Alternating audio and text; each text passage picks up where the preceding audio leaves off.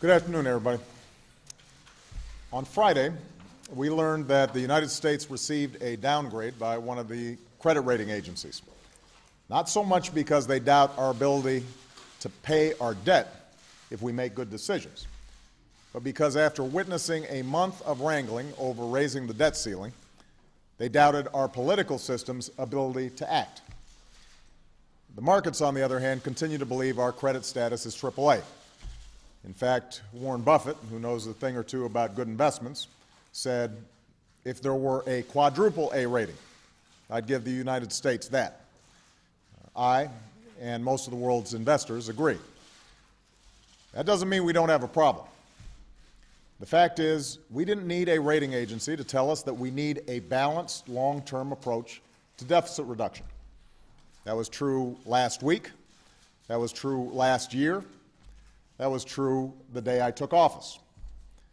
And we didn't need a rating agency to tell us that the gridlock in Washington over the last several months has not been constructive, to say the least. We knew from the outset that a prolonged debate over the debt ceiling, a debate where the threat of default was used as a bargaining chip, could do enormous damage to our economy and the world's. That threat, coming after a string of economic disruptions in Europe, Japan, and the Middle East, has now roiled the markets and dampened consumer confidence and slowed the pace of recovery. So all of this is a legitimate source of concern. But here's the good news.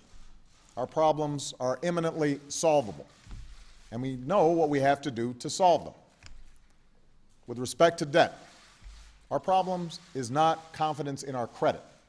The markets continue to reaffirm our credit as among the world's safest. Our challenge is the need to tackle our deficits over the long term. Last week, we reached an agreement that will make historic cuts to defense and domestic spending.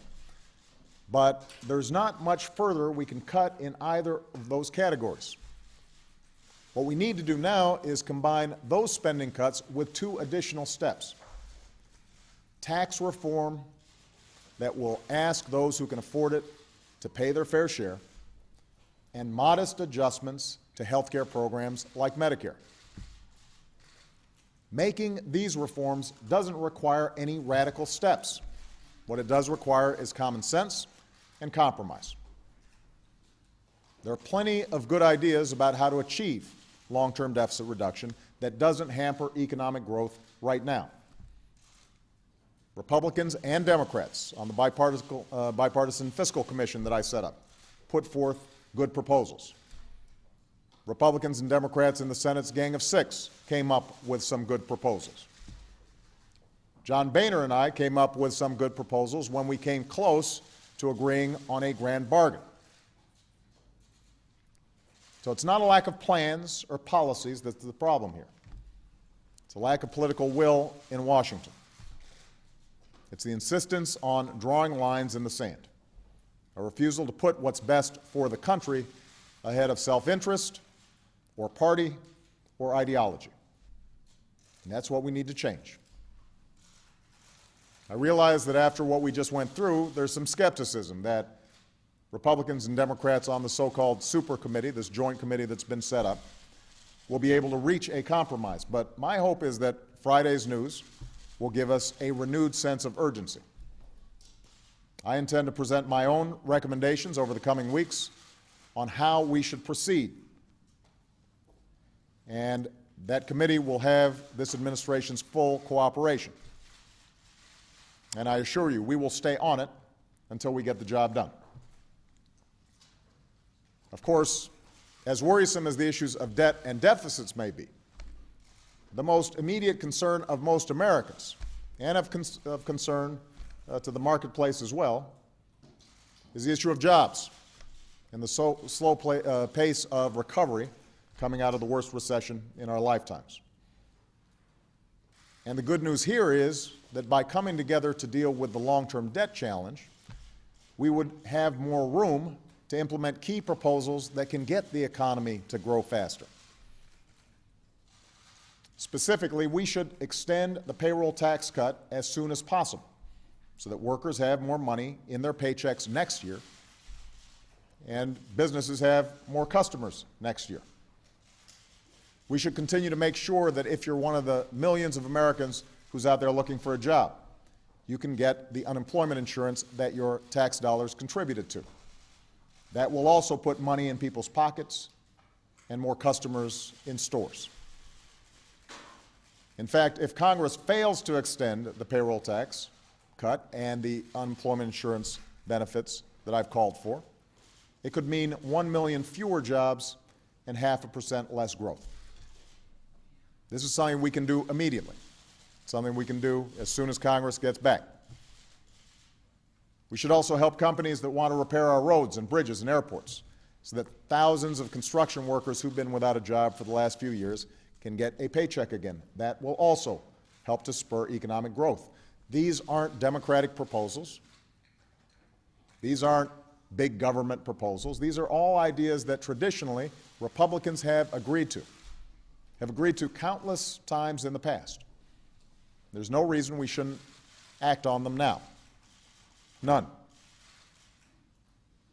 I know we're going through a tough time right now. We've been going through a tough time for the last 2.5 years. I know a lot of people are worried about the future, but here's what I also know.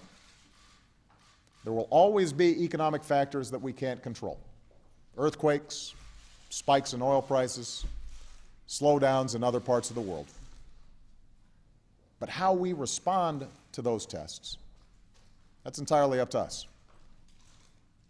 Markets will rise and fall, but this is the United States of America. No matter what some agency may say, we've always been and always will be a AAA country. For all of the challenges we face, we continue to have the best universities, some of the most productive workers, the most innovative companies, the most adventurous entrepreneurs on earth. And what sets us apart is that we've always not just had the capacity, but also the will to act, the determination to shape our future, the willingness in our democracy to work out our differences in a sensible way, and to move forward, not just for this generation, but for the next generation. And we're going to need to summon that spirit today. The American people have been through so much over the last few years, dealing with the worst recession, the biggest financial crisis since the 1930s. And they've done it with grace. And they're working so hard to raise their families.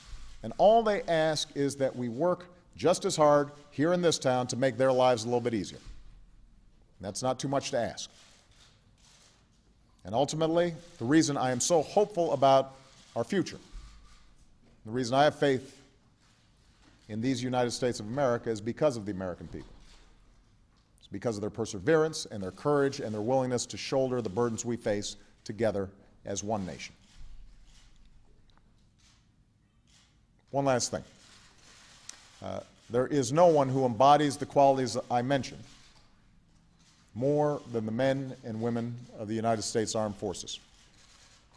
And this weekend we lost 30 of them when their helicopter crashed during a mission in Afghanistan. And their loss is a stark reminder of the risks that our men and women in uniform take every single day on behalf of their country. Day after day, night after night, they carry out missions like this in the face of enemy fire and grave danger. And in this mission, as in so many others, they were also joined by Afghan troops, 7 of whom lost their lives as well. So I've spoken to our generals in the field, as well as President Karzai, and I know that our troops will continue the hard work of transitioning to a stronger Afghan government and ensuring that Afghanistan is not a safe haven for terrorists. We will press on, and we will succeed. But now is also a time to reflect on those we lost and the sacrifices of all who serve, as well as their families. These men and women put their lives on the line for the values that bind us together as a nation. They come from different places, and their backgrounds and beliefs reflect the rich diversity of America. But no matter what differences they might have as individuals, they serve this nation as a team.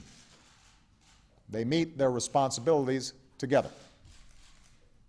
And some of them, like the 30 Americans who were lost this weekend, give their lives for their country. Our responsibility is to ensure that their legacy is an America that reflects their courage, their commitment, and their sense of common purpose. Thank you very much.